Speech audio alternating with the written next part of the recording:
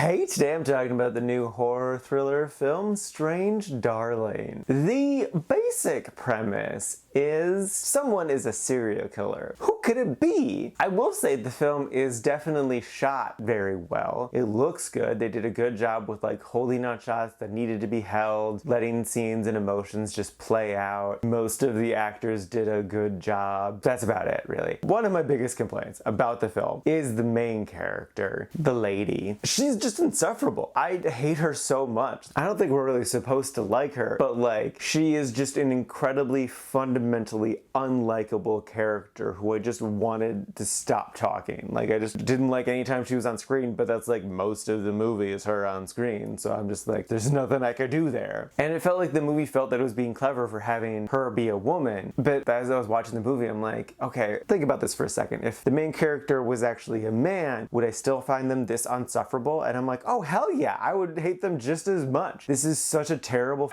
character. Like, when you have a main character who is unlikable and insufferable, it's a very hard and nuanced thing to do. Most directors really shouldn't try for that because it's so easy to miss the mark with it. But what really kills me with this film is that I think it wants to be this feminist film because it has a strong woman in the lead role, and it's also playing into women can be mean and evil too. So like, you know, we don't always have to put women up on a pedestal. We can have them be the whole range of human existence, which I get that. I get what they're going for. But at the same time, this film really feels like a male's fantasy of what a domineering woman would be like. It feels very masturbatory to me. Like, the sex scene stuff is just so male gazy. It's just so bad. Like, it's just so not the feminist idea that they think they're going for. I mean, the main character is in her underwear for like half of the movie. And like, you can have a woman scantily clad and that being very empowering, but it definitely does not feel that way for this film. The biggest nail in the coffin for me is how multiple times throughout the film have her play this victim of sexual or domestic abuse. And then she uses that as a way to manipulate those around them, usually to their own detriment. The best example is a scene near the end of the film where some police show up at the house where they're at, and the way she stages it makes it look like she was just raped. And the woman cop is like, hey, we gotta protect this woman. Clearly she's not in a great place. Clearly she's just been raped and all that stuff. We have to believe her. And the veteran man cop is like, well, hold on. We don't actually know what happened here. We have protocols we need to follow. We need to be safe because clearly some crazy shit has just went down as there's like multiple dead bodies and blood everywhere. And the woman officer is like, how dare you, man? Believe women. You're so misogynistic. And he's like, I'm not, but like, dude, this is an insane thing to come across. We can't just like